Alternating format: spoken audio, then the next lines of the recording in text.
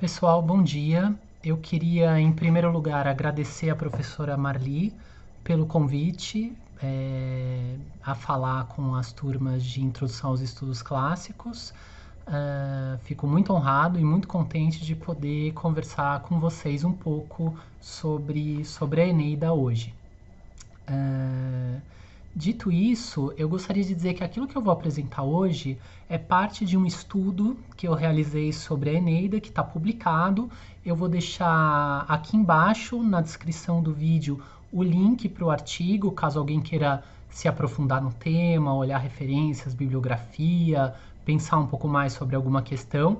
E fico à disposição, vocês também podem comentar no vídeo, se quiserem entrar em contato, se tiverem alguma questão, alguma dúvida, eu fico à disposição para conversar com vocês sobre o tema. Antes de começar a nossa discussão propriamente, eu queria dizer para vocês que acho que talvez a ideia mais importante que a gente deva ter quando a gente olha para um poema como a Eneida ou para literatura antiga de uma maneira geral, para aquilo que a gente chama de literatura, não é? O que em si mesmo é uma noção complexa, eu acho que a ideia central que a gente tem que ter é a de que quando nós estamos olhando para um artefato, digamos assim, como um poema antigo, nós estamos olhando para algo que, apesar de se assemelhar em grande medida a coisas com as quais nós estamos habituados, são, na verdade, artefatos absolutamente distantes, advindos de uma experiência de mundo que não é a nossa. Então, a grande fascinação que artefatos como esses exercem é a possibilidade que eles nos dão de alguma forma, penetrar em mundos que não são o nosso. É evidente que é mais fácil tentar projetar as semelhanças. Acho que a própria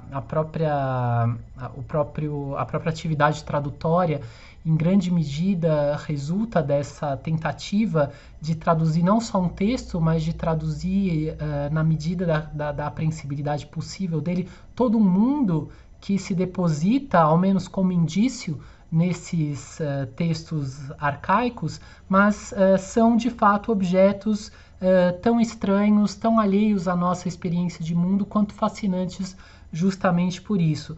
E talvez um dos aspectos... E é sobre isso que eu vou construir a minha fala para vocês hoje. Talvez um dos aspectos em que essa experiência de mundo, de que nasce um poema como a Eneida, difere radicalmente da nossa, é justamente o fato de uma presença difusa e muito forte do elemento da juridicidade. Hoje a gente tende a pensar no direito como a respeito de tantas outras esferas da vida, como partes segmentadas da existência com a qual nós temos uma relação muito distante, muito eventual, muito fugaz, o que sem dúvida não é o caso para um poema como a Eneida, e acho que talvez a chave de leitura que eu busquei construir nesse artigo é a ideia de que a Eneida é um poema profundamente eivado de juridicidade, de uma preocupação profunda com o direito, e que sem essa chave há muitas coisas no poema que ficam pelo meio do caminho e que a gente não percebe se a gente não colocar a nossa cabeça para olhar um pouco sob esse ponto de vista. Então, vou tentar ir por camadas, trabalhando um pouco sobre isso. Vocês vão ver que eu vou fazer muita remissão a coisas que vocês já viram nas aulas anteriores de EC. Vou falar sobre Ilíada, vou falar sobre Odisseia, vou mostrar textos para vocês, vamos tentar costurar algumas coisas em torno disso. Mas a primeira coisa que eu queria fazer com vocês é olhar para dois fragmentos de texto, um da Ilíada e outro da Eneida para a gente começar a ver uma das formas pelas quais o direito aparece na obra, que é a forma mais aparente. O direito aparece tematizado de diversas maneiras, mas aparece claramente tematizado, ou seja, fala-se sobre o direito nessa obra, nessa obra que é Eneida, como já se falava, nós vamos ver na épica grega, de que vocês já tiveram algumas noções nas aulas anteriores de Eck. Então, pessoal, vejam que eu nomeei essa aula A Fundação Jurídica de Roma, Reflexões sobre a Eneida e o Direito. E o meu objetivo é que ao final da aula vocês entendam porque eu acho que a Eneida é um poema que trata especificamente como seu grande tema dessa fundação jurídica de Roma. E para a gente começar a falar sobre isso, eu selecionei então dois textos que eu queria que fossem o começo da nossa discussão, que estão projetados aí para vocês verem. Vocês vão ver que eu vou sempre projetar ao mesmo tempo o texto original, seja em grego, seja em latim, e a tradução, e vou dar o crédito aí da tradução, como vocês estão vendo, são as traduções que a gente costuma usar em Eck, então usei a tradução do Frederico Lourenço para a Ilíada e a tradução do Carlos Alberto Nunes para Eneida. E esses dois trechos são tirados de episódios correlatos e, como vocês sabem, célebres, episódios extremamente marcantes dessas obras, que são aqueles episódios paralelos, de um lado relativo à confecção do escudo de Aquiles no canto 18 da Ilíada e a emulação desse episódio na Eneida pelo Virgílio na confecção do escudo de Enéas no canto 8º da Eneida. Alguns esclarecimentos antes de a gente entrar propriamente no conteúdo dos textos e amarrando um pouco coisas que vocês já viram ao longo do estudo de vocês, né? Acho que talvez seja interessante vocês pensarem um pouco nessa ideia de emulação, tá? Vocês pensarem um pouquinho nessa ideia de emulação.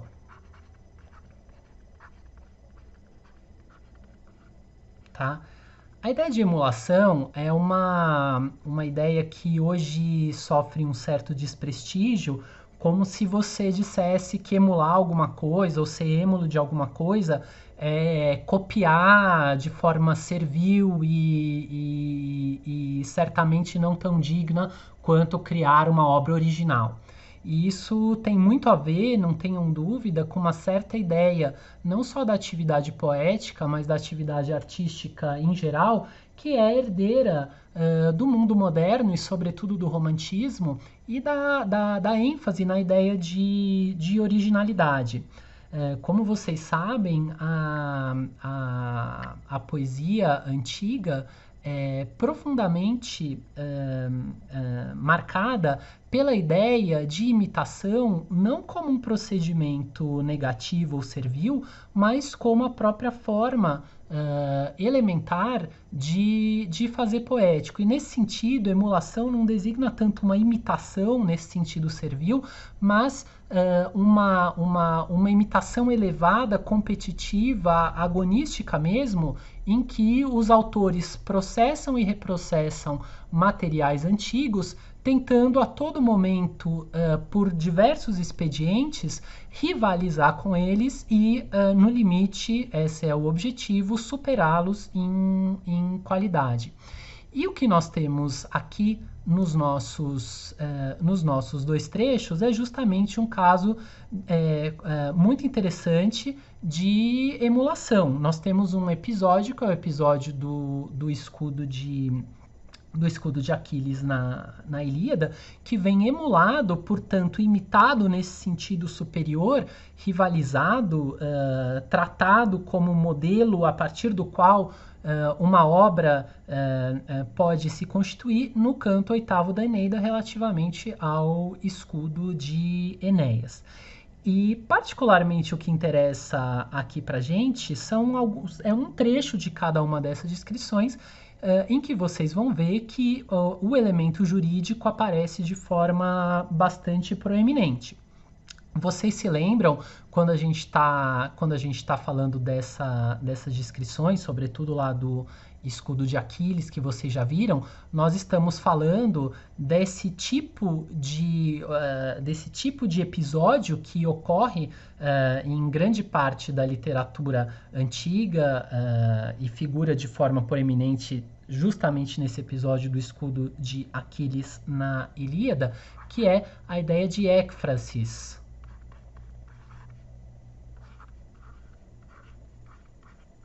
Né? Écfrasis.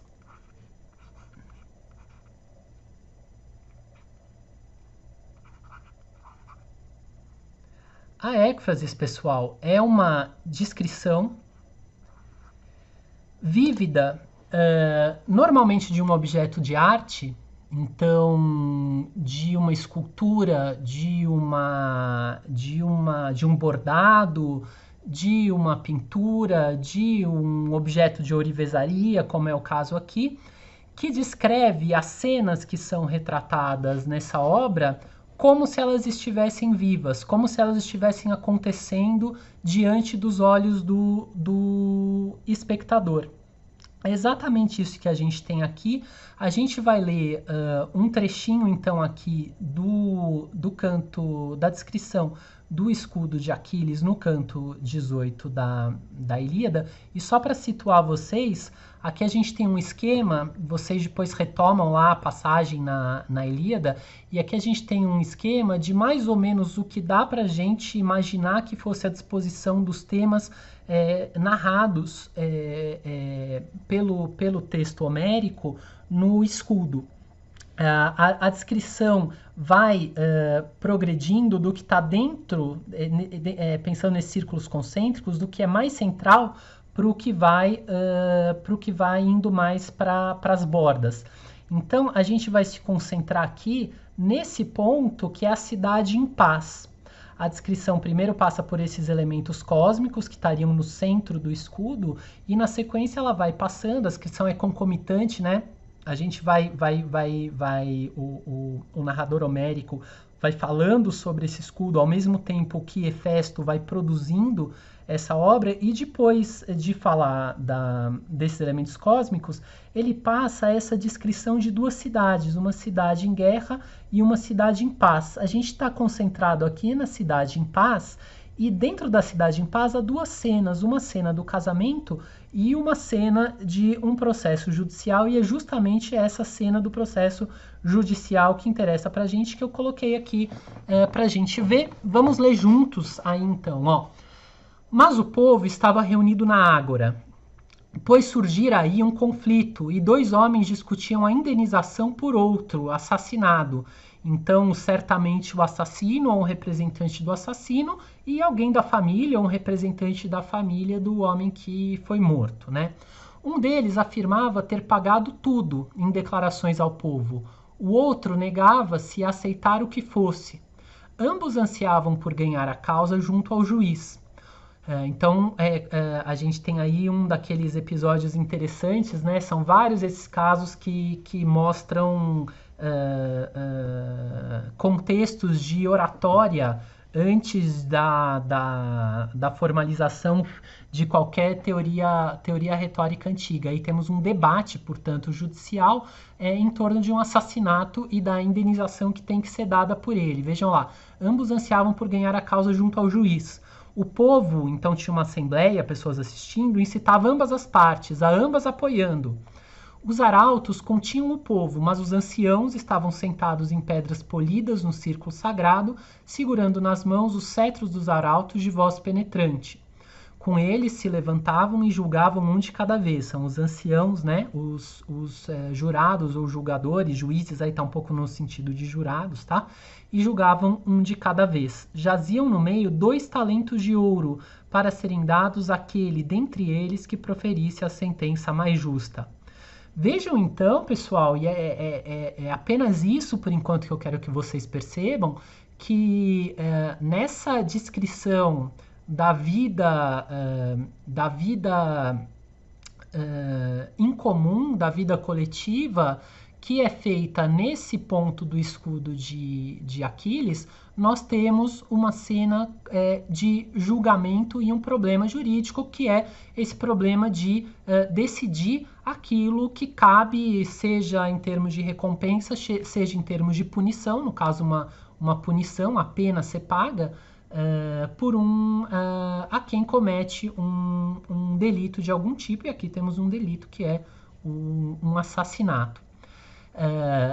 Na emulação desse grande episódio que é o escudo de Aquiles, que Virgílio promove na Eneida, mais particularmente no canto 8º da Eneida, nós temos também elementos jurídicos que figuraram na écfrasis virgiliana. Vejam lá, um trecho curto, não é um trecho da vida na cidade, mas é um trecho que fala a respeito da vida pós-morte. E frequentemente é algo que recorre na Eneida, mas não só na Eneida, em outros episódios da literatura antiga, essa figuração do outro mundo como um lugar em que os lugares das pessoas são estabelecidos de acordo com critérios jurídicos, vale dizer, aqueles de estabelecer os prêmios e as punições segundo os méritos de cada um. Então vamos ver aí esse pequeno trecho na tradução do Carlos Alberto Nunes. Sei que essa tradução não é necessariamente fácil, né? Uma tradução que oferece algumas dificuldades, mas acho que paga a pena vocês olharem para ela, tá?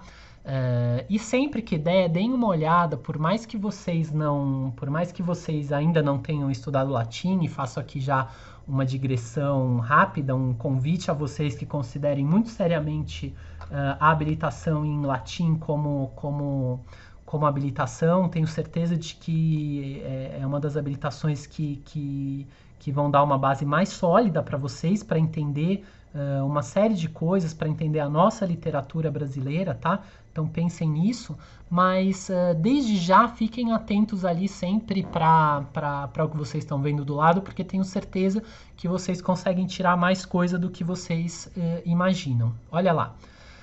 Mais longe as moradas do negro tártaro avistam-se, as bocas horrendas de Dite, bem como as penas, saiu errado aí, as penas dos crimes. E tu, Catilina, olha lá, scelerum poenas, as penas dos crimes. E tu, Catilina, suspenso de um pavoroso penedo e a tremer da carranca das fúrias.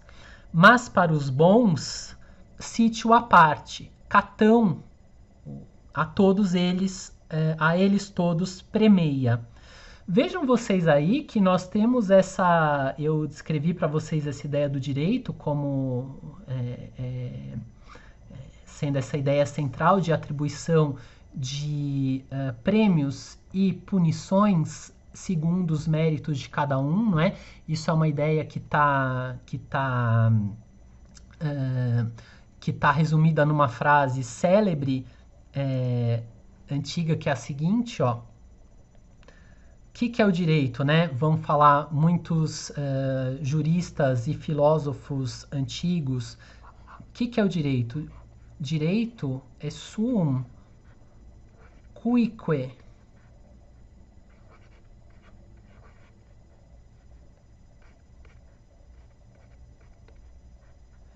tribuere.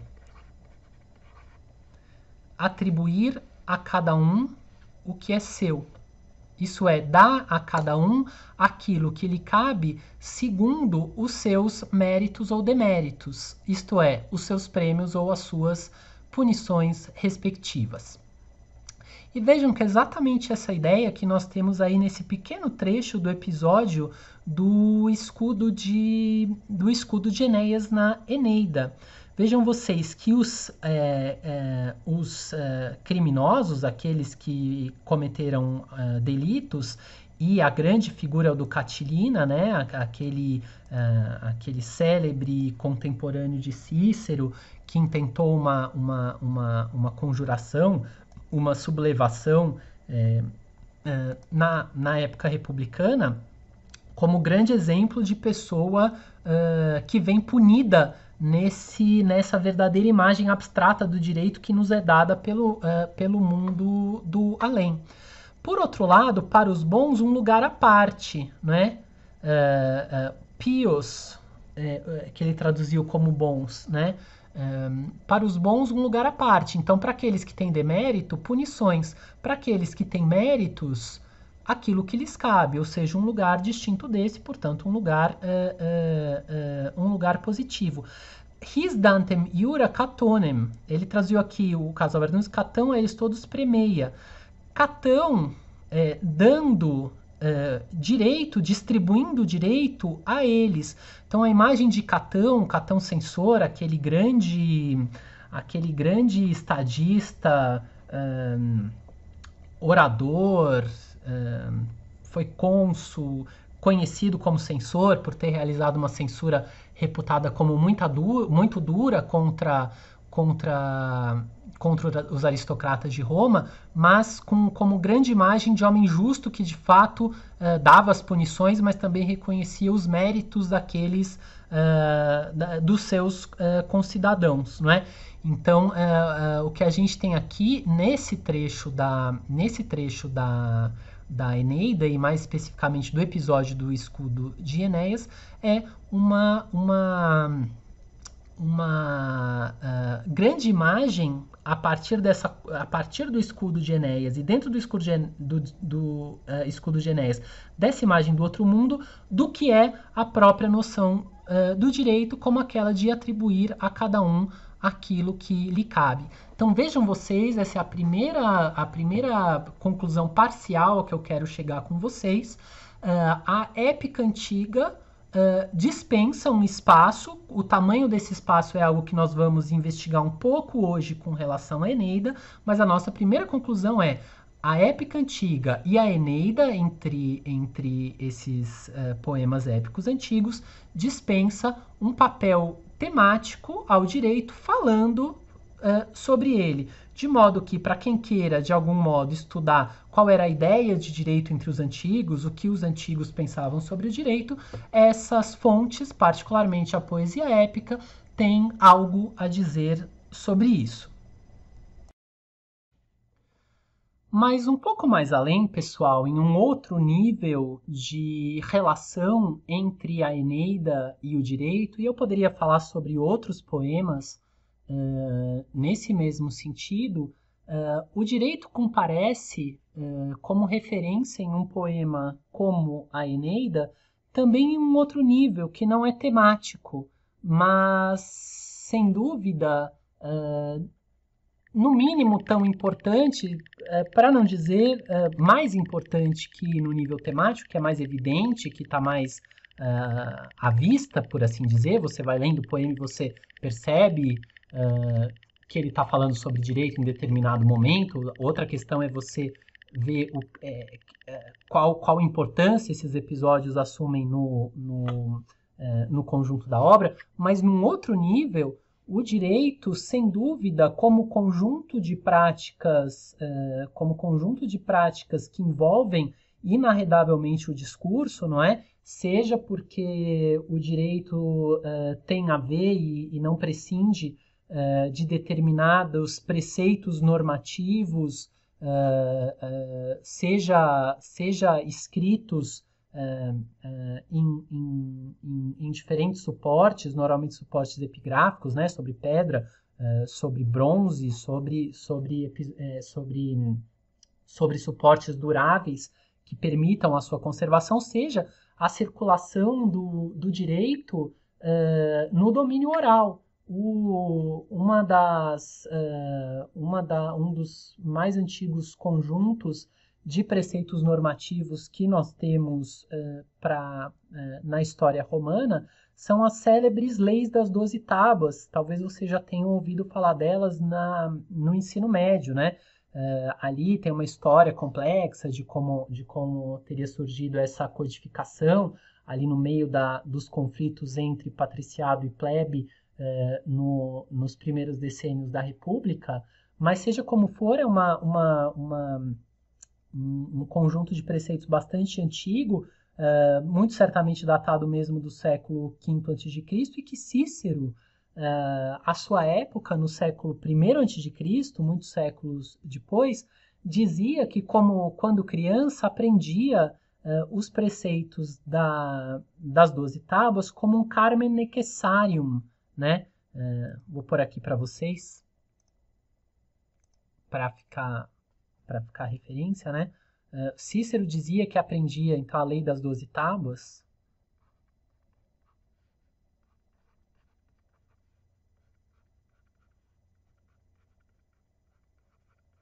que aprendia isso como um carmen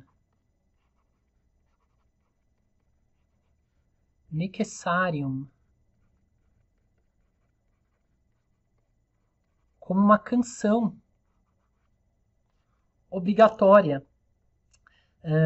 O que é muito curioso porque nos dá a entender que esses preceitos, que sem dúvida tinham uma textura rítmica interessante, fossem aprendidos e memorizados oralmente e muito possivelmente de modo cantilado, por assim dizer, né? Como pequenos textos recitados, como com ritmo, com talvez algum tipo de melodia, inclusive.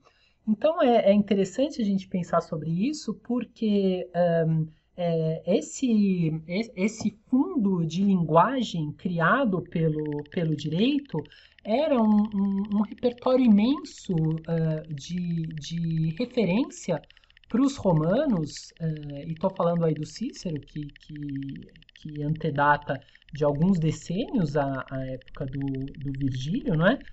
Esse repertório de textos escritos e oralizados, legados pelas práticas jurídicas, seja pelas leis, seja pelo conjunto extenso de práticas que se ligavam ao direito. A gente viu julgamentos, a gente podia falar de avisos e conselhos do Senado, os famosos senatus consulta, e tantos outros episódios em que se lidava com o direito na vida cotidiana. O que acontece é que esse conjunto de práticas jurídicas, que são, em larguíssima medida, práticas discursivas, legou um conjunto de textos e de modelos textuais, modelos de frase, modelos de combinação de palavras, escolha, palavras valorizadas dentro dessas práticas discursivas, que chegou aos escritores de prosa e de poesia de distintas maneiras, e sem dúvida foi um dos principais repertórios a que eles recorreram quando, por uma razão ou por outra, precisavam desenvolver o seu discurso no sentido de lhe conferir aqueles atributos que eram associados a esses textos normativos, ou esses textos que rodeavam os textos normativos, que são esses atributos de solenidade, antiguidade, autoridade, todo o conjunto de associações que se pode fazer com esses textos. É por isso que na citação que eu coloquei para vocês aqui, de um grande estudioso, não só de Virgílio, mas um grande estudioso desse outro grande épico que vocês não conseguem ver em IEC por causa do tempo, mas que eu recomendo que vocês leiam com maior afinco, que é Ovídio, as Metamorfoses de Ovídio. O Franz Böhmer, nesse texto de que eu selecionei aí um trecho, nos dá a entender a importância da língua jurídica para a criação da língua poética, especificamente para a língua poética augustana, que é essa língua poética manejada por poetas como Virgílio, que nos interessa aqui particularmente, e Ovídio. Vejam lá, vamos ver a citação. A língua poética augustana é, no que respeita ao exâmetro, em uma porção muito substancial, propriedade de Virgílio. Ela deve seu surgimento a um cume de força e desenho criativos e é, no fundo, o segredo de um gênio. 2 séculos confirmaram o significado dessa força criativa. E aqui o que nos interessa, tem algumas coisas ali que a gente poderia discutir se fosse o nosso propósito, não é? Mas o que nos interessa exatamente é isso que eu marquei em negrito aqui para vocês. A característica peculiar dessa língua poética augustana e de Virgílio em particular, me parece, como eu já disse uma vez, repousar em sua proximidade imediata com a alta dignidade e a singeleza dos antigos textos pontificais e legais.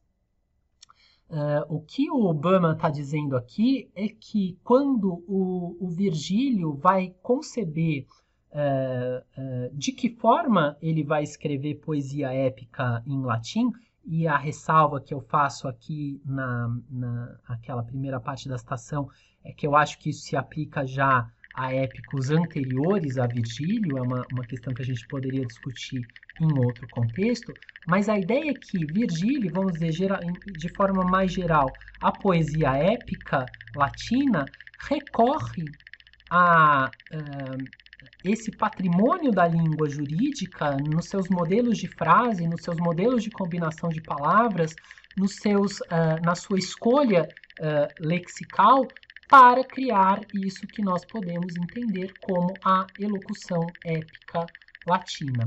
E nós poderíamos fazer um extenso estudo olhando para essa poesia épica latina e vendo como uma série de práticas de linguagem que estão lá sedimentadas nos textos jurídicos vão sendo absorvidas e adaptadas para os propósitos de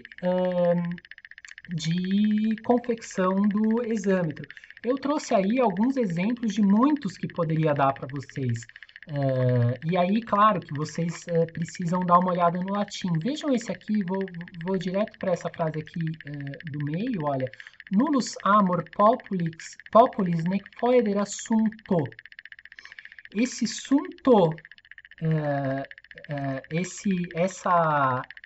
essa terminação aqui que vocês estão vendo, sunto, esse NTO aqui é um imperativo plural típico dos textos jurídicos e que, na época já de Cícero, que dirá de Virgílio, é especificamente um estilema, uma marca estilística dos textos jurídicos. E ele está falando aí justamente de foedera, não é? De pactos, tá bom? Nós temos uma série de escolhas de palavras, como aqui esse pronome arcaico oli em vez de ili, que à época de Virgílio sobram, são restos de linguagem arcaica que sobrevivem justamente nos textos jurídicos. Nós estamos vendo aqui na primeira citação ego foedera faxo, duas coisas. Primeiro, uma aliteração, né? Vocês estão vendo as duas palavras começando aí pela fricativa surda, o F, né? Foedera, faxo, que é um desses elementos da linguagem arcaica, não apenas jurídica, mas ritual em mais ampla medida, aproveitada já pelos poetas de há muito, então pelo Enio lá num momento peculiarmente importante para o desenho do que veio a ser a épica latina, e daí um pouco essa injustiça que eu acho que o Obama faz, como se Virgílio não tivesse antecedência, não é? Sem desmerecer, evidentemente, a grande importância da obra do Virgílio, com toda a sua dimensão de novidade, que ela também tem, não é? a literação de um lado, e essa forma faxo, que é uma forma também arcaica, que à época de Virgílio restava empregada, sobretudo, para não dizer quase exclusivamente, nesses textos legais.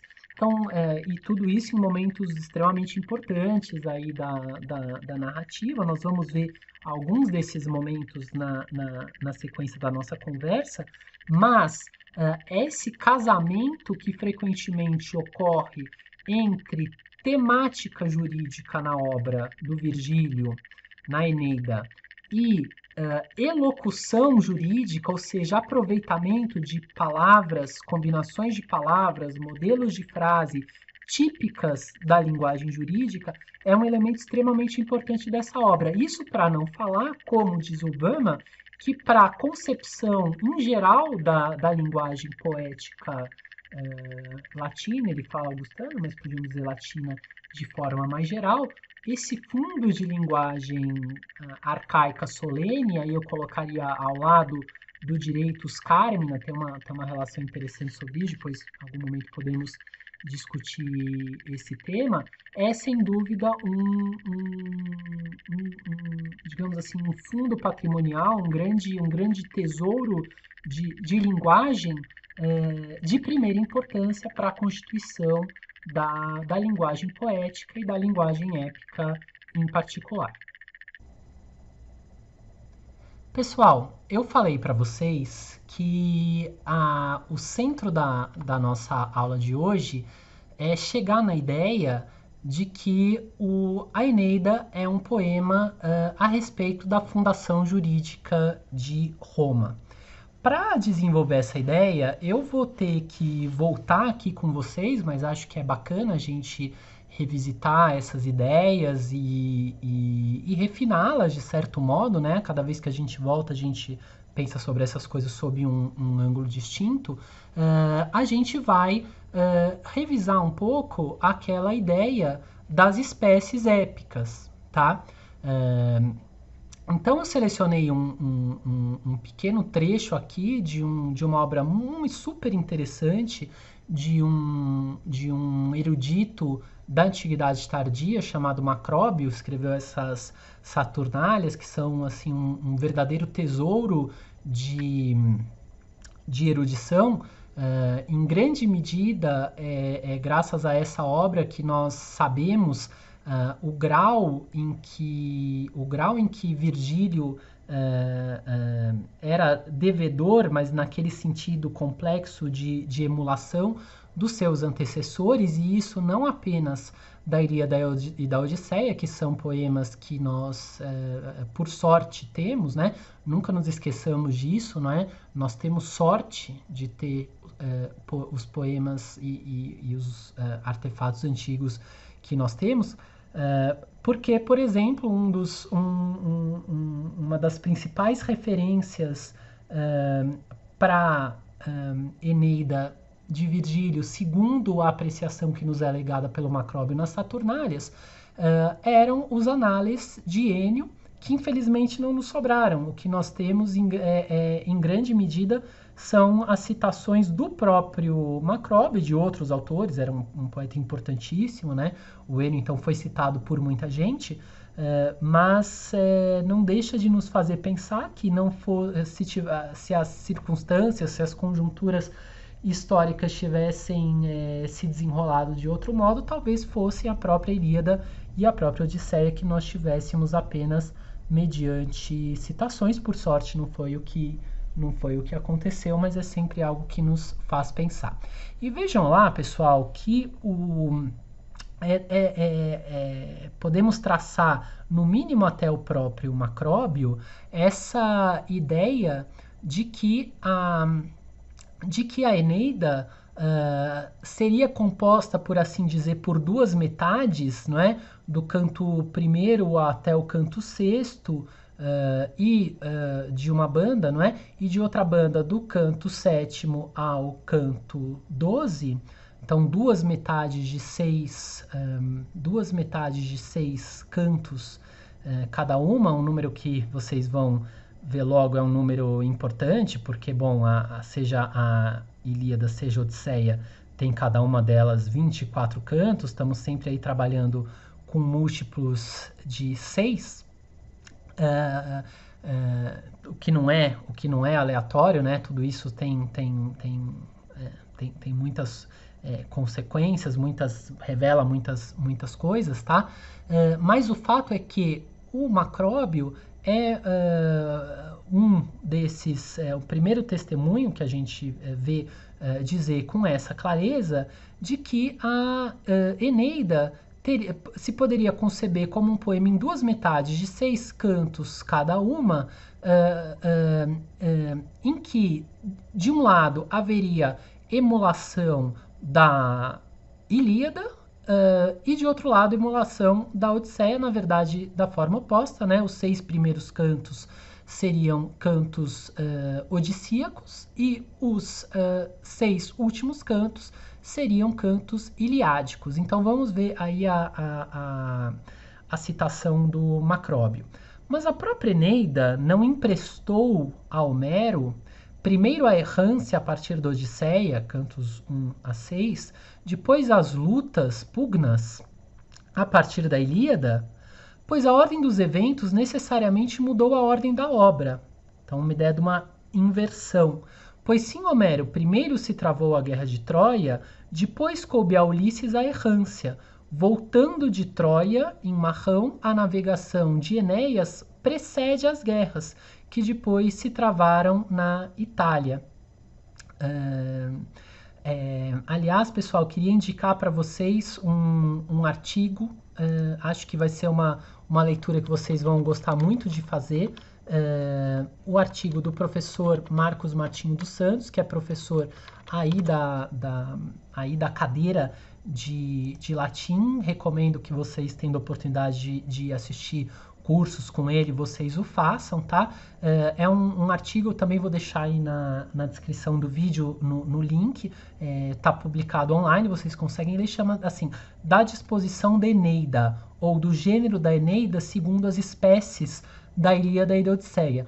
E o professor Marcos Martinho mostra nesse artigo como os episódios da Ilíada e da Odisseia são emulados nesse sentido de imitados, mas transformados, reconfigurados, complexificados em muitas medidas, porque há inversões, há misturas, há separações de episódios na Eneida. Recomendo bastante a vocês.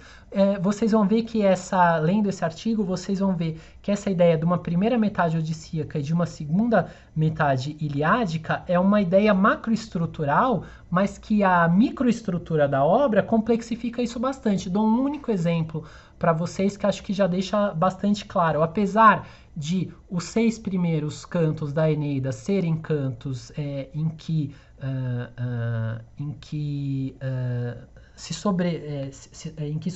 sobressai uma emulação da Odisseia, o canto 5º dos jogos é uma emulação do canto 23 da Ilíada, que portanto, existe um enclave iliádico, digamos assim, nessa primeira metade da Eneida. Então é uma relação bastante complexa. Eu falei para vocês que o Macróbio, a Saturnale de Macróbio, é um dos mais antigos, se não o mais antigo testemunho a dar um indício disso, mas eu queria chamar a atenção de vocês aqui para um trecho da própria Eneida, não é? São 2 sessões da fala que a Sibila de Cumas dirige ao Enéas quando ele aporta ali ao litoral da península e chega ao antro da Sibila, que nos dão, sem dúvida, uma ideia de que talvez esse pensamento, essa ideia de uma bipartição da obra não fosse apenas uma ideia estrutural em Virgílio, mas que fosse uma ideia, inclusive, indiciada por ele na linguagem nesse momento específico da obra, que é o momento da chegada dele na península, né? Então ele pus aí em latim porque interessa pra gente isso, a gente já viu o que significa, tá? Então a Sibila se volta para ele assim, iam propriore Dei, quessas in vota precesque tros ait aenea quessas. Vocês veem aí a repetição dessa palavra quessas, que significa te demoras em votos e preces, Enéas troiano, te demoras? E a próxima passagem, sed non et venisse volent, bella, horrida bella, et cibrim multo spumantem sanguine kerno. Guerras, horrendas guerras, e novamente uma repetição aí dessas duas palavras, de uma palavra bela, guerras, né? E acho que não é de todo desimportante que essas duas palavras, quessas e bela, sejam palavras que fazem menção justamente à noção central, de um lado, da primeira metade da obra, a metade odissíaca, que é a demora, não é? A errância que faz com que demore para que Enéas, vindo de Troia, chegue até a Itália, onde ele há, veremos, essa é a questão que vai nos interessar no final das contas, onde ele há de fundar Roma. E na segunda parte, Bella horrida bella, sendo que Bella é bellum, né? A guerra, bella, as guerras, são a ideia central que desenvolve a metade iliádica do poema, como vocês bem sabem. Se ainda não leram, aliás, leiam o poema inteiro, leiam quantas vezes for, porque assim é das coisas mais espetaculares que vocês podem ler na vida de vocês. Se vocês forem fazer uma relação simples desses dois pequenos extratos da Eneida que eu mostrei aqui para vocês com o texto do Macróbio que está logo aí em cima, vocês vão ver justamente que essas palavras têm uma relação forte com as palavras pelas quais o Macróbio sinalizava a emulação da Odisseia de um lado e da Ilíada de outro na Eneida. Vejam lá. Iam vero Aeneis ipsa non ab Homero sibi mutuata est errorem primum ex Odissea. Primeiro a errância, errorem como que essas, né? A demora. Deinde exiliade pugnas, né? As batalhas, portanto, a guerra. Então vejam aí que nós temos um indício de que realmente essa divisão em duas metades ligadas a esses dois grandes modelos épicos é estrutural para a obra. Agora o que vai nos interessar ver, pessoal, é que essa ideia de duas referências de um lado a Odisseia e de outro lado a Ilíada, não são apenas referências a dois poemas, mas são mais do que isso, referência a duas espécies de poesia épica. E para a gente falar rapidamente disso, eu queria mostrar para vocês um trecho que vocês já leram, que vocês já conhecem, aqui da Odisseia. Estamos ali no canto primeiro da Odisseia e nós estamos vendo falar daquele Aedo que aparece ali no palácio de Odisseu em Ítaca, que é o Fêmio. E vamos ler juntos aqui esses poucos versos que acho que a gente vai entender um pouco do que eu estou querendo falar quando eu digo que as referências na Eneida, de um lado a matéria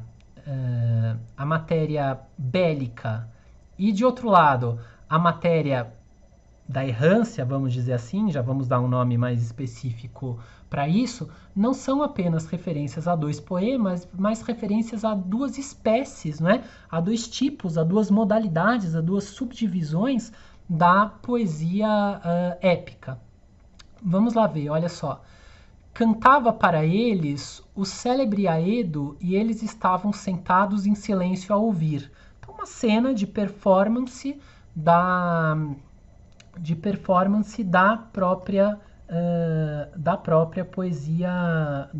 poesia narrativa, digamos assim.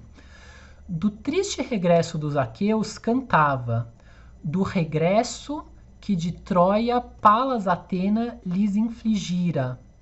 Então estamos falando aqui de um momento posterior à guerra de Troia e a esses cantos que eram cantados a respeito do retorno dos heróis, dos gregos que haviam lutado em Troia.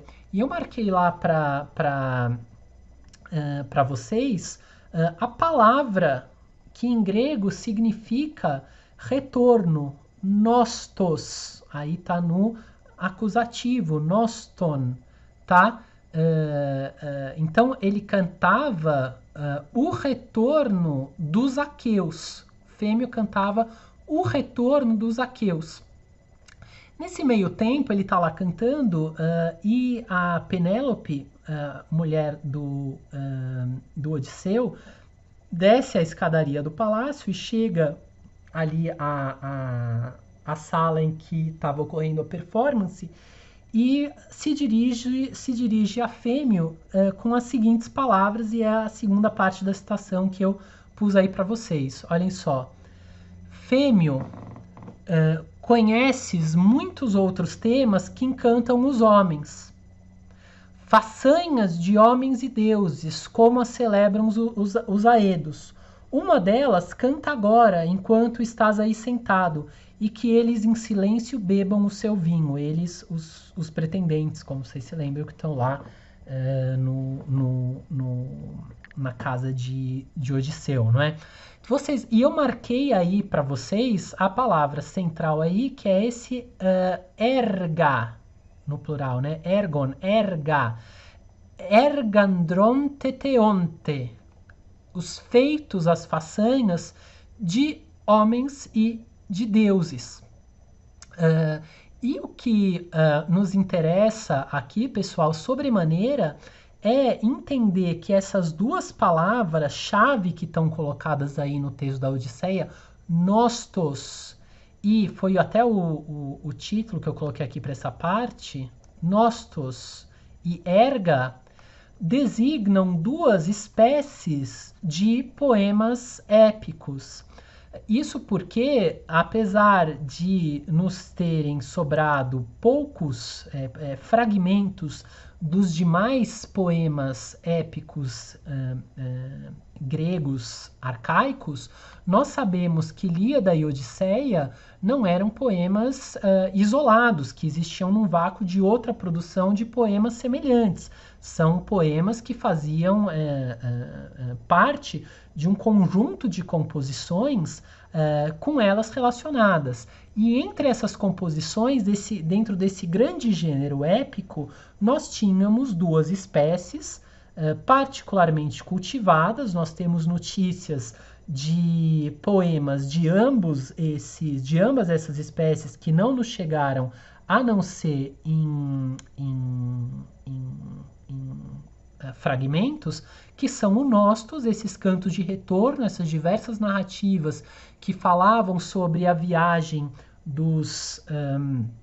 a viagem de volta, de retorno dos heróis gregos de Troia para casa, e nós temos muitos ecos disso na tragédia, né? E de outro lado, esses cantos que contavam as façanhas de deuses e heróis, seja em mais de um ciclo, seja no ciclo troiano, que é esse que esse que era o mundo em que está associado a esses poemas que nós chamamos homéricos, seja no ciclo tebano de que nós conhecemos alguns fragmentos e de que nós temos ecos, sobretudo na tragédia clássica ateniense. Então vejam, conclusão parcial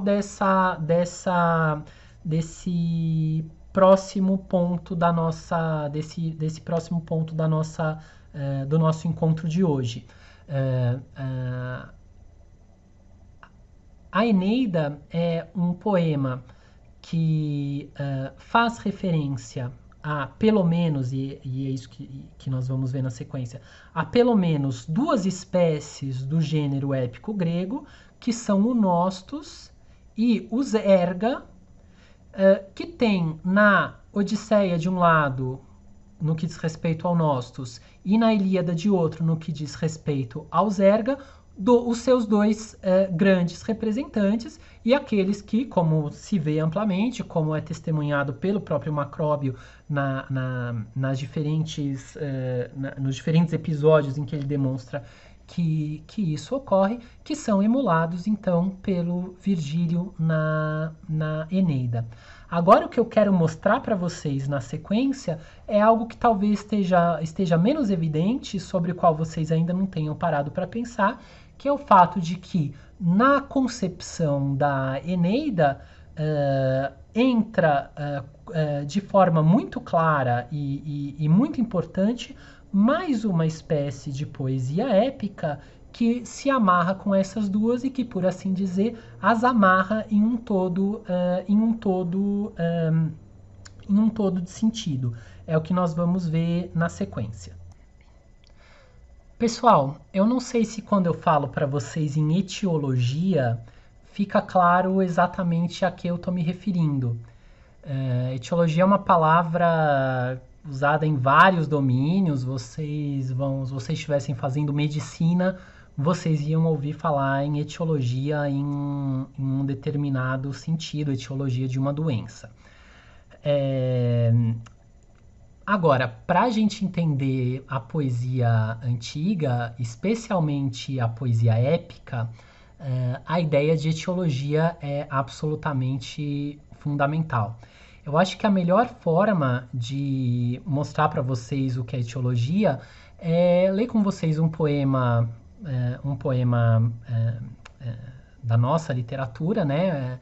Esse poema aqui é do Mário de Andrade, e faço referência aqui ao professor João Ângelo Oliva Neto, que vocês vão de conhecer aí durante o percurso de vocês na Letras, também da cadeira do latim, que foi quem primeiro, há muitos anos, me chamou a atenção para esse poema. Vamos ler e vamos tentar entender por que a gente pode chamar esse poema de um poema etiológico. Então vamos lá, ó. A Serra do Rola Moça. A Serra do Rola Moça não tinha esse nome, não. Eles eram do outro lado, vieram na vila casar. E atravessaram a serra, o noivo com a noiva dele, cada qual no seu cavalo. Antes que chegasse a noite, se lembraram de voltar. Disseram adeus para todos e se puseram de novo pelos atalhos da serra, cada qual no seu cavalo. Os dois estavam felizes, na altura tudo era paz. Pelos caminhos estreitos, ele na frente e ela atrás, e riam, como eles riam, riam até sem razão. A Serra do Rola Moça não tinha esse nome, não.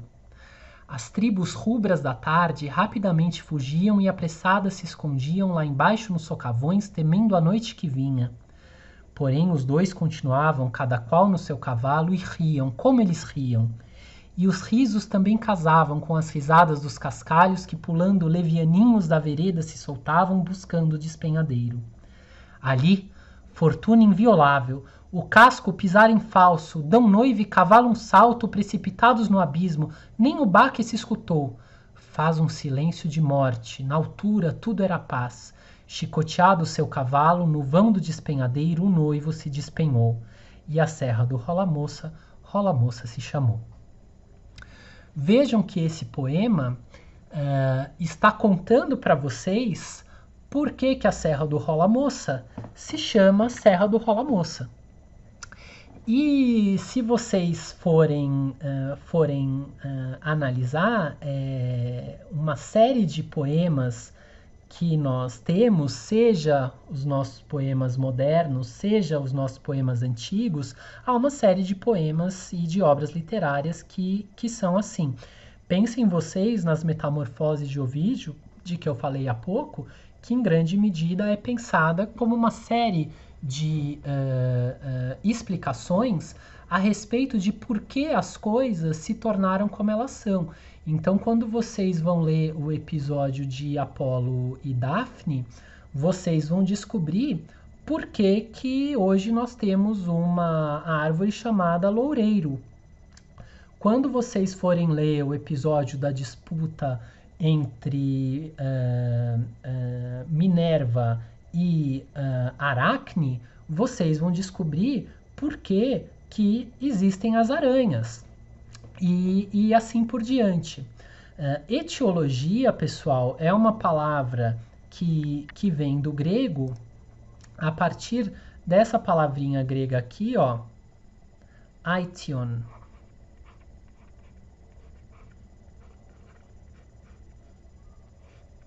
Que significa causa. Então, a etiologia explica para vocês as causas das coisas. Não preciso ir mais longe do que citar para vocês o grande poema em 4 livros de Calímaco de Cirene, esse poeta helenístico do século III, que se chamava Aitia.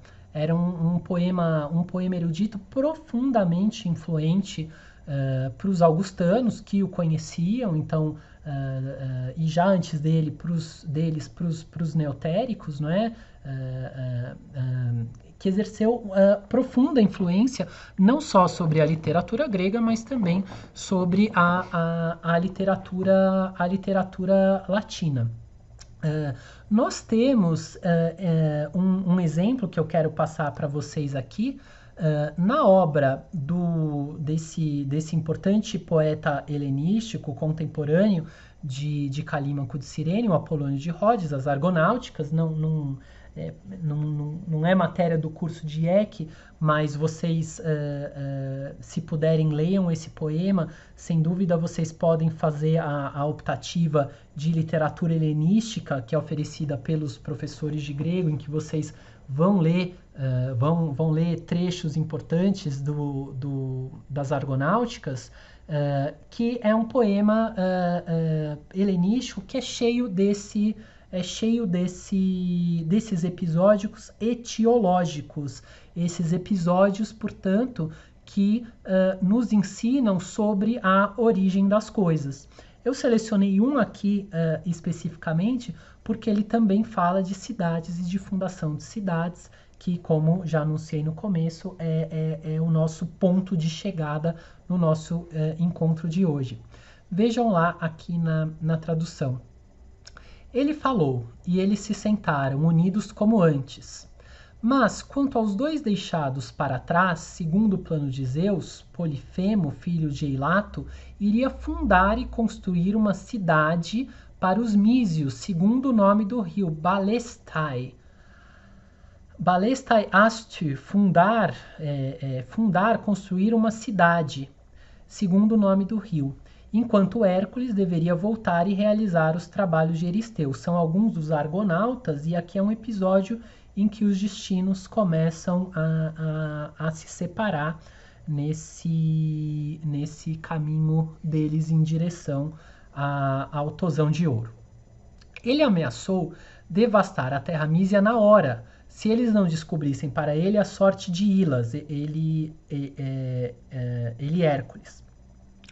Isto é, se Ilas, o preferido de Heracles, né? Se eles não descobrissem se Ilas estava vivo ou morto. E para isso escolheram os mais nobres meninos do povo e os entregaram e juraram juramentos de que nunca abandonariam os esforços da busca. Então Ilas se perdeu. Depois a gente acaba sabendo o que aconteceu com ele. Ilas se perdeu e se faz alguma coisa em razão disso. para que continuassem buscando para que descobrissem se ele estava vivo ou morto, escolheram os mais nobres meninos do povo e os entregaram e juraram juramentos de que nunca abandonariam os esforços da busca.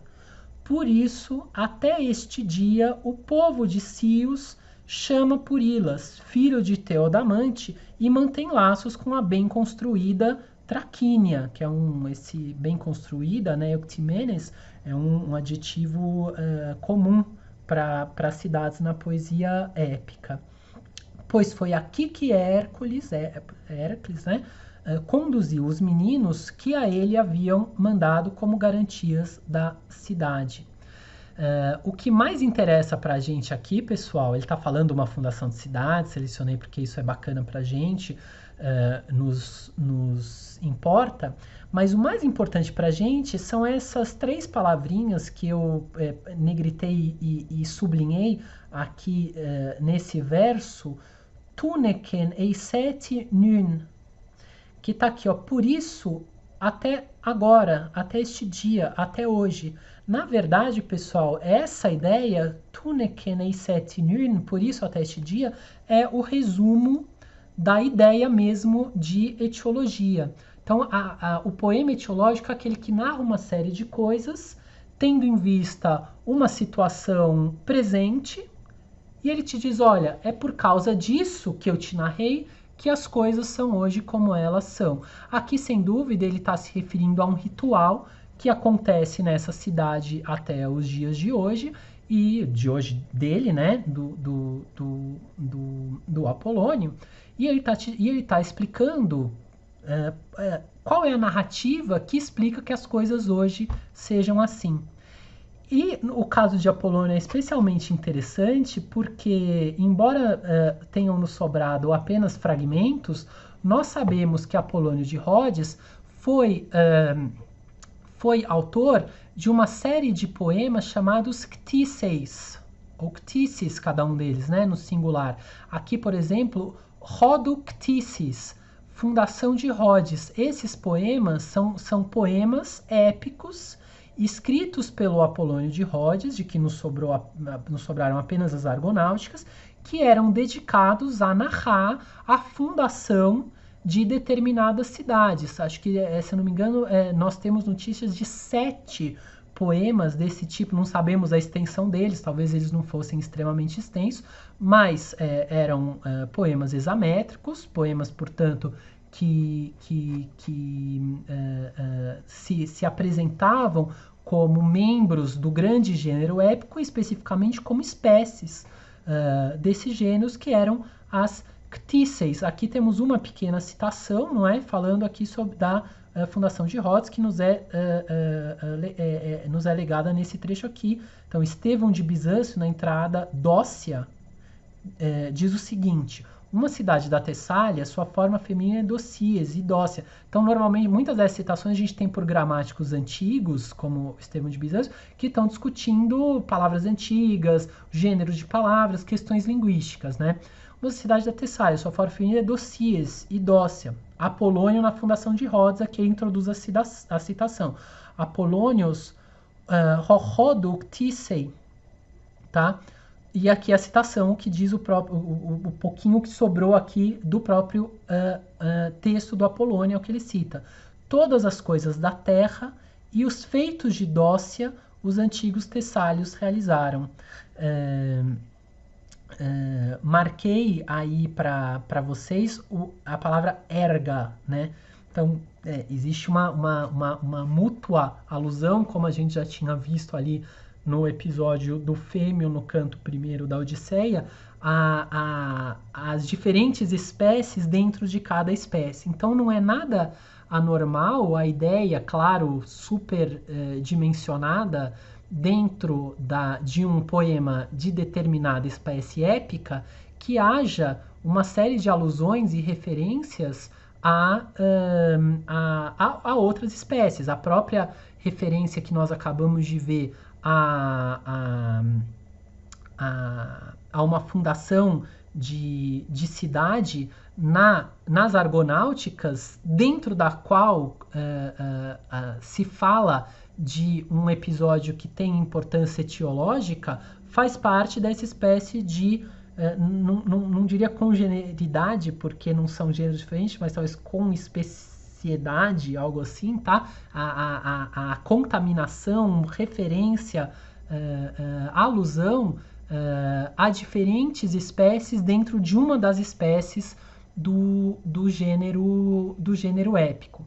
Então, nesse ponto, a conclusão desse trecho da nossa reflexão, ó, nós estamos aqui nesse segundo ponto que eu chamei Aitionic Thesis, é a seguinte: entre as espécies da poesia épica, haviam espécies etiológicas que narravam as origens e as causas de determinadas situações presentes, de cujos representantes mais ilustres eram as ctíceis, que narravam especificamente as origens de determinadas cidades. E agora, com esse pano de fundo, espero que não tenha ficado muito longo, mas é para a gente ir construindo a nossa argumentação. Nós temos como voltar para Eneida. Bom, pessoal, eu coloquei aí na tela agora os primeiros versos da Eneida, que são a proposição do poema, como vocês já sabem. E eu quero que a gente faça uma breve leitura, ou releitura, melhor dizendo, desses versos, para a gente entender um pouco como isso se liga a tudo que a gente viu até agora. Vocês sabem que na tradição da poesia épica greco-latina, a primeira palavra do poema é extremamente importante. É o modelo que a gente tem ali nos poemas homéricos, de que, de certa forma, na primeira posição do primeiro verso do poema esteja colocado um substantivo que, de alguma forma, é nuclear para a temática do poema, né? Lembram lá da abertura da Ilíada? Meninai detea. A ira canta, ó deusa, né? E lá na abertura da Odisseia, lembrem, Andramoi enepemusa, o homem conta-me musa. Então, a ira na Ilíada, o homem na Odisseia. E aqui, de forma interessante, de certa forma subversiva, vocês veem que nós não temos um substantivo, mas nós temos dois substantivos unidos por aquela partícula enclítica que no final do segundo substantivo. Então temos arma virumque cano. Arma virumque cano troiae qui primus aboris. Né? Eu canto as armas e o varão. Não é? Então aí, sem dúvida, nós poderíamos pensar que mais uma vez está espelhada aquela ideia de duas metades do poema, uma que faz referência à guerra, à arma, e outra que faz referência à errância do homem, virum, até porque era exatamente pelo correspondente grego, por um correspondente grego dessa palavra lá na Odisseia, que era condensada a matéria do poema que falava da errância de um homem. Então, assim, em princípio, nós olhamos para essas duas palavras e fica bastante bem caracterizada a ideia de que nós temos um poema de dupla temática espelhada na sua estrutura por essa divisão em duas grandes metades, a primeira odissíaca e a segunda iliática, que aqui vem invertido, né? Não é virum armaque, mas arma virumque cano, né? E aí, se vocês vão vendo, a proposição vai se desenvolvendo, a gente pode ler lá no português, depois eu quero voltar aqui para o latim que vai nos interessar, tá? As armas Canto e o varão, que fugindo das plagas de Troia, por injunções do destino, instalou-se na Itália primeiro e de Lavínio nas praias. A impulso dos deuses por muito tempo nos mares em terras vagou sob as iras de Juno. Guerra sem fim sustentou para as bases lançar da cidade e ao Lácios deuses trazer o começo da gente latina, dos pais albanos primevos e os muros de Roma altanados. Aqui eu quero chamar a atenção de vocês para a forma como aquelas duas palavras, se a gente tivesse mais tempo a gente via isso um pouco mais na minúcia, mas para como aquelas duas palavras que de certa forma condensam ou sugerem condensar a matéria do poema vão desenvolvidas nos versos seguintes, né? Vejam lá, multum ille et terris iactatus et alto.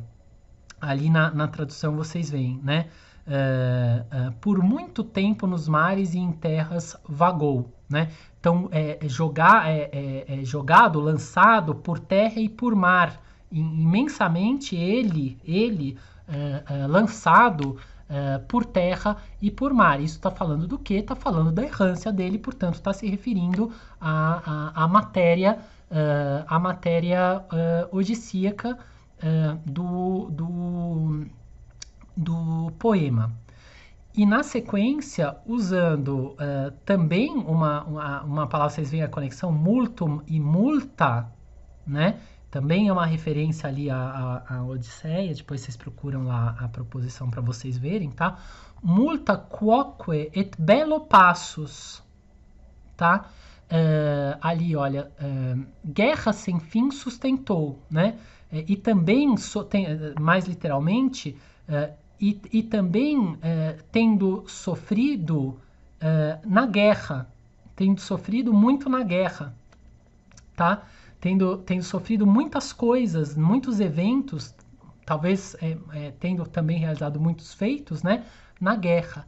Dum conderet urbem. E aí nos interessa peculiarmente. Tendo sido lançado de um lado ou de outro, matéria odissíaca, tendo sofrido muitas coisas na guerra, matéria iliádica, até fundar a cidade, até o momento de fundar a cidade. É a matéria típica da ctisis. E nesse sentido, nós podemos dizer que aquela matéria que se apresenta em princípio como de um lado odissíaca e de outro lado iliádica, vem de certa forma polarizada por um telos que não é narrado no poema, mas que é referido insistentemente no poema em diversas ocasiões.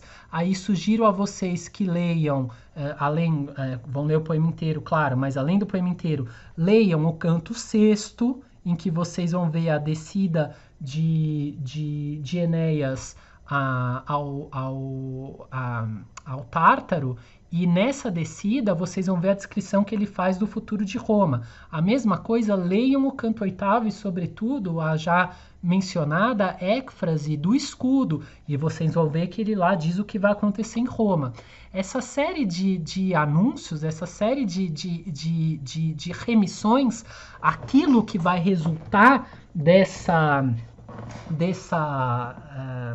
história de Enéas, ou seja, a fundação e o futuro glorioso de Roma, vem anunciado em diversas formas, em diversos momentos e de diversas formas no poema, e como nós vemos aqui, é uma espécie de fim, de telos que mostra para vocês onde que esse poema está levando e, de certa forma, o que ele está fazendo.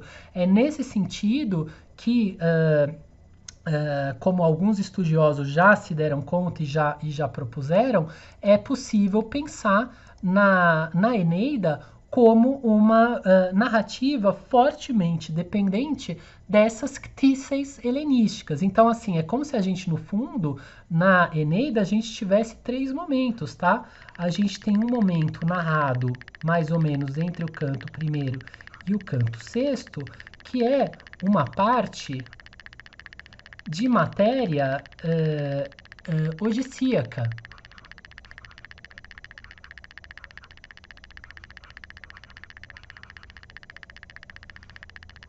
Que tem a ver com essa narrativa das agruras pelas quais Enéas passa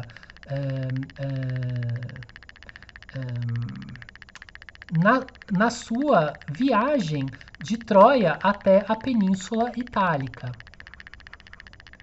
Eu estava aqui pensando, se eu entro no ponto que eu vou só mencionar para vocês, por que isso não só é uma narrativa de viagem, mas é uma narrativa especificamente de nostos, ou de retorno.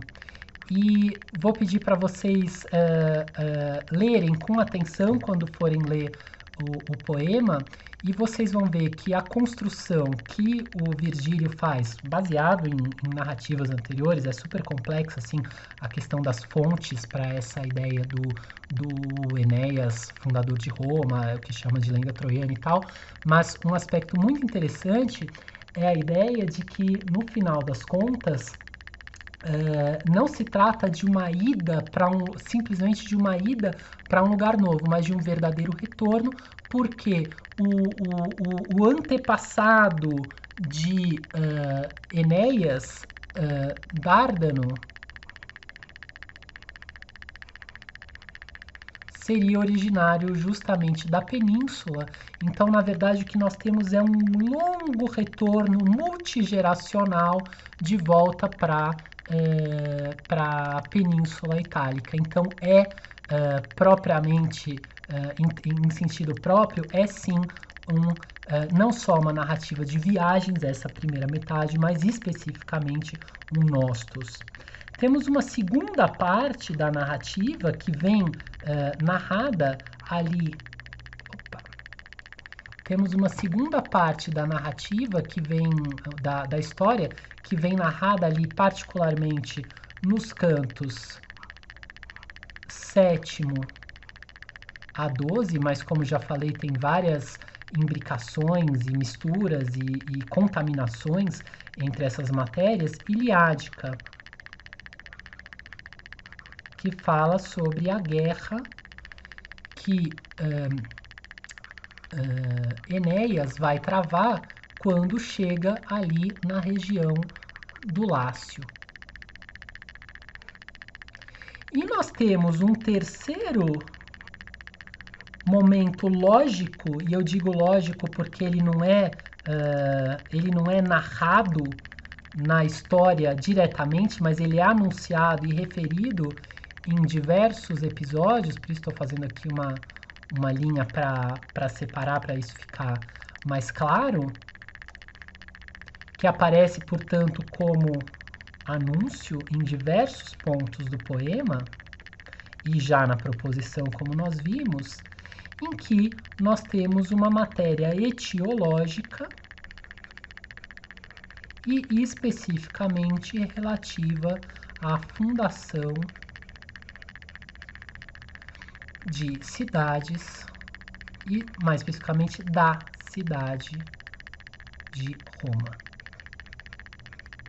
Esse é o sentido aqui na proposição do poema, quando nós vemos, então, ele sofreu muito por terra e por mar, sofreu muitas coisas na guerra, até fundar a cidade. E daí uma série de desdobramentos, não vamos ter tempo de trabalhar com isso aqui, tá? Para lançar as bases da cidade, aqui não está muito literal, até fundar a cidade, e esse dum é importante, até é o telos, é o ponto de chegada, é a realização da narrativa, né? E ao Lácio, os deuses trazer, o começo da gente latina, né? genos, latino, de onde veio, vejam a ideia etiológica mesmo, de onde veio a gente latina, dos pais albanos primevos e os muros de Roma altanados, Altae Moenia Romae, Moenia Altae Romae, né?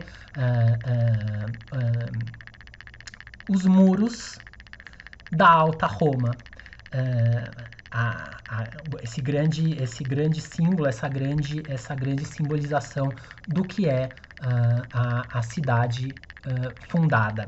Acho que é importante, então, acho que aqui chegamos ao ponto a partir do qual nós podemos finalmente retomar a ideia do problema da juridicidade na Eneida, porque eu qualifiquei para vocês, é um poema não apenas a respeito da fundação de Roma, que narra como se chegou à fundação de Roma, sem narrar propriamente a fundação, mas anunciando-a, não é?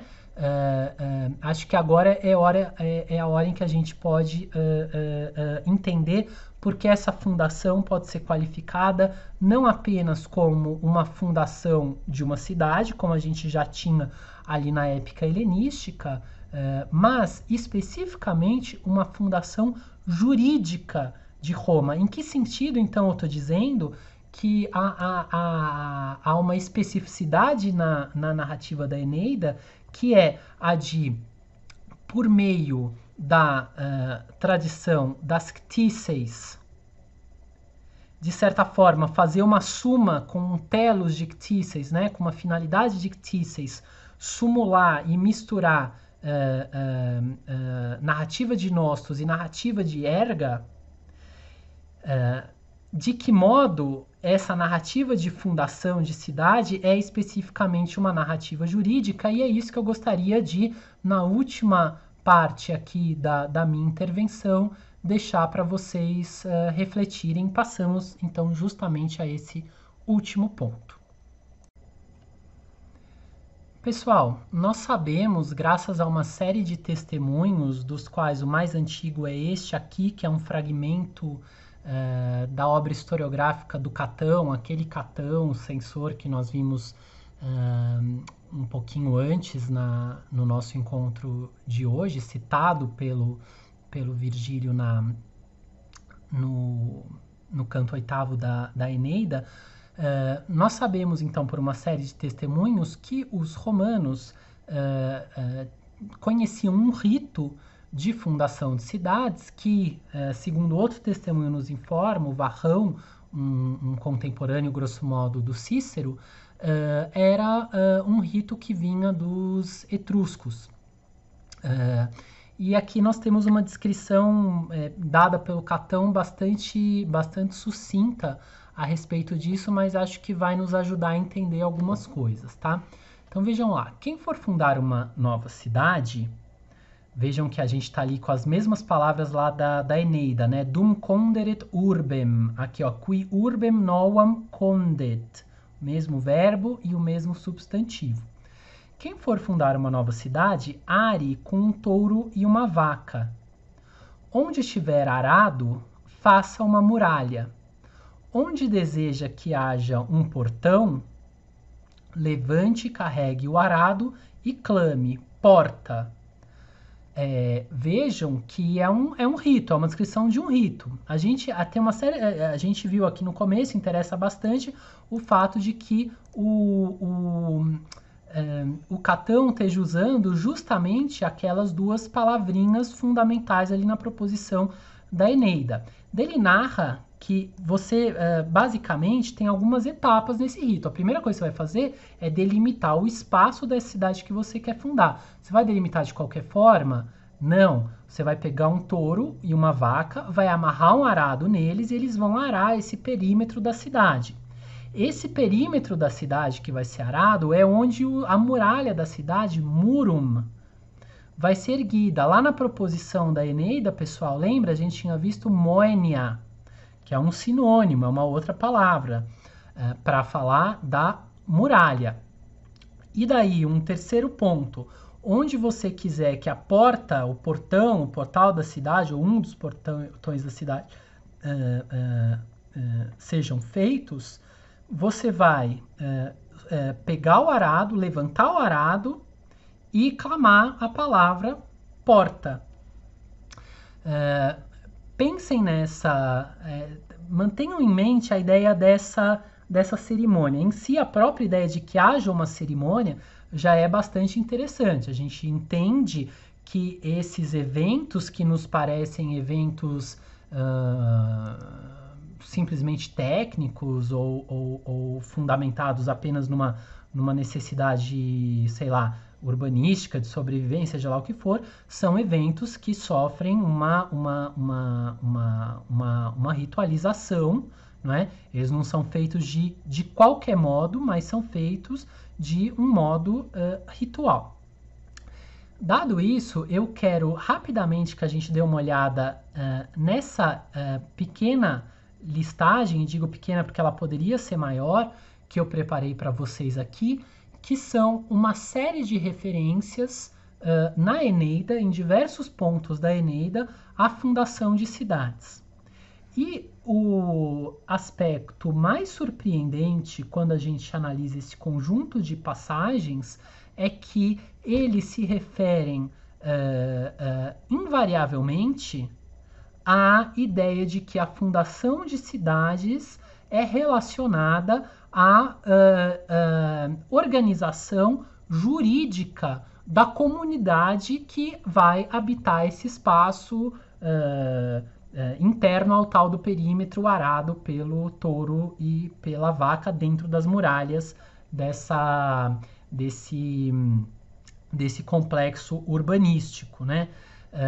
Aqui, quando Júpiter promete a Vênus, que Enéas, Vênus está vendo ali, Enéas padecendo na tempestade, o que vai acontecer, não vai chegar lá, não vai conseguir chegar salvo nos litorais da Itália, e Júpiter diz não, tudo vai acontecer. E como que ele se refere à ideia de que ele vai fundar a cidade? Iura dabunt, darão, proverão direitos, darão disposições legais, né? Então, assim, veja, referir-se à fundação de uma cidade aqui, do que virá a ser aquela cidade que ainda não é Roma, que vai ser a ancestral de Roma, é um evento que pode ser designado pela ideia de distribuição de direito, estatuição de normas legais. E assim, em uma série de ocorrências em que na Eneida se vai tratar de fundação de cidades. Vejam vocês, por exemplo, como o narrador, ainda no canto primeiro, se refere à atividade de Dido em Tiro, na cidade de Tiro, Cartago, né, que está sendo fundada, que está sendo construída. O que ela fazia? Iura dabat legesque viris. Ela dava direito e leis, aqui provavelmente talvez uma distinção assim, dava julgamentos e leis aos homens. Partibus aequabat iustis. Distribuía as porções justas, aquela ideia de que eu mencionei para vocês, aquela ideia central do direito como atribuição daquilo que cabe a cada um segundo os seus méritos e deméritos. Vejam como o Ilioneu, aquele companheiro de Enéas que se dirige a Dido quando eles chegam ali ao litoral perto de Tiro, como ele se refere a Dido. O regina novam qui condere Jupiter urbem justitiaque dedit gentes frenare superbas. Ó rainha, a quem Júpiter concedeu fundar uma cidade nova, condere, urbem, novam urbem condere, fundar uma nova cidade, e permitiu refrear as gentes soberbas por meio da justiça, por meio da distribuição do direito, fundação de cidade e distribuição de direito juntas. Uma daquelas muitas cidades que Enéas funda ao longo da sua viagem, né? Essa é uma das formas pelas quais a fundação de Roma, em última instância, vem significada ao longo dessa narrativa. Enéas vai fundando uma série de cidades por onde ele passa. Então, Enéas é um grande colonizador, é uma grande uma imagem de um herói colonizador, um herói fundador de cidades que vai fundando cidades. Então, vejam lá, ele está narrando em primeira pessoa, é aquela longa narrativa que ele faz para Dido nos cantos nos cantos segundo e terceiro da Eneida, né? Eu dava dabam iura domosque, moradas e direitos, morada e normas. E assim a gente pode continuar lendo. Vejam aqui, para não cansar vocês demais. Estamos aqui no canto quinto que eu mencionei a vocês. O Enéas está lá, estão acontecendo. Vocês vão, se ainda não leram, vocês vão ver. Espero que vocês não se importem com spoilers. Mas o Enéas está lá presidindo aos jogos fúnebres no canto quinto, e de repente vem anunciar para ele que está pegando fogo. São alguns dos companheiros deles que estão pondo fogo nas naus, porque eles não querem mais ir embora e querem então impedir que a viagem continue, porque estão muito cansados dessa longa errância, né? Enéas corre lá, conseguem apagar o incêndio sem muito dano, e ele funda uma cidade para aqueles que não querem prosseguir viagem e querem ficar lá. E olha aqui o que ele faz. Aeneas urbem designat aratro. O Enéas traça uma cidade com o arado. É uma referência àquele ritual de fundação de cidades que nós vimos descrito brevemente ali no fragmento das Orígenes de Catão. Mas o que ele faz? Basta traçar uma cidade com arado? Não. Et patribus dat iura vocatis. E distribui normas aos pais chamados. Aqui é uma referência aos patres conscripti, né? Que acaba virando uma referência aos senadores, tá? E ele dá normas legais a esses anciãos que vão, de certa forma, tutelar a aplicação do direito naquela sociedade. Vejam aqui, quando Enéas está no mundo inferior e vê o rei Numa, e ele diz aqui, qui legibus urbem fundabit, que fundará uma cidade com leis. Então vejam que as leis são o meio pelo qual você funda uma cidade. Tá? E aqui e em diante, tá? Et foedris aequas dicamus leges, tá? E pronunciemos as normas justas do pacto, etc, etc, etc, e que eles façam isso e deem tudo certo, e fundem as muralhas, construam as muralhas. É a proposta dele para um pacto de paz entre os rútulos e os troianos nessa segunda metade, no meio da guerra, que está sendo posta aí. Então vejam, pessoal, que em todos esses casos, em todas as situações, fundar uma cidade não é um evento meramente material. Não é apenas traçar o perímetro da cidade com arado e construir muralhas e uma porta, como nós vemos ali na narrativa que nos vem no Catão, que nós conhecemos pelo Varrão e por outras fontes antigas, mas fundar uma cidade é um evento que tem duas dimensões simultaneamente. De um lado é um evento material de fundação de cidade. Então, de um lado, então vamos dizer assim, é como se fundar uma cidade, tá? Vamos fazer um esquema aqui para a gente tentar ver isso. É como se fundar uma cidade fosse um feito de duas metades. Por um lado, fundar uma cidade quer dizer fazer alguma coisa materialmente.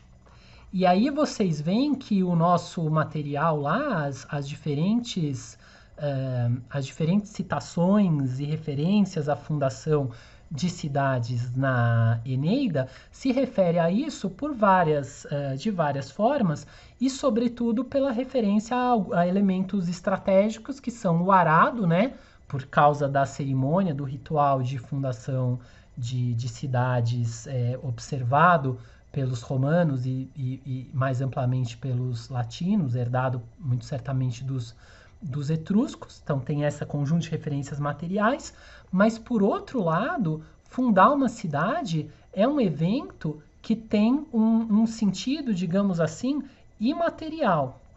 Então fundar uma cidade é ao mesmo tempo um evento material, muralhas, perímetro, portas, e por outro lado é um evento imaterial.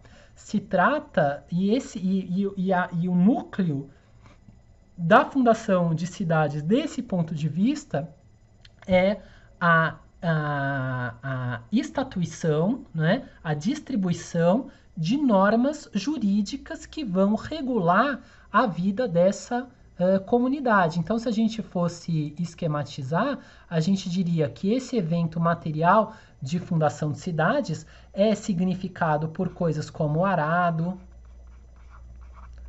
as muralhas, sobretudo, tá? E que a fundação de cidades no sentido imaterial, que é extremamente enfatizada na narrativa, como a gente viu ali nessa grande quantidade de referências que a gente encontra na Eneida à fundação de cidade, como espécie de prefigurações da grande fundação que está por trás de tudo isso, numa grande narrativa etiológica, que é a própria ideia de Roma, nós temos como imagens dessa fundação imaterial de uma comunidade as leis e, de uma forma geral, a distribuição do direito.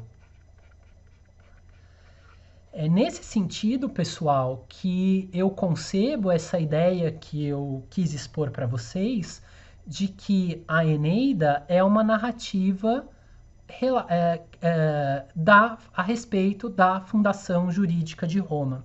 Então, se a gente for pensar numa grande macroestrutura desse poema, o que nós temos são duas metades narrativas, de fato, uma primeira metade de errância, com alusões à espécie épica do Nostos e mais particularmente, certamente não só, mas mais particularmente a Odisseia, uma segunda metade narrativa que faz referência à espécie épica dos Erga e mais especificamente, mas de novo não unicamente, a Ilíada, mas essas duas metades polarizadas por uma outra espécie épica que perpassa o conjunto do poema com pequenas prefigurações em pontos específicos, com menções ao grande telos, que é o surgimento de Roma, que são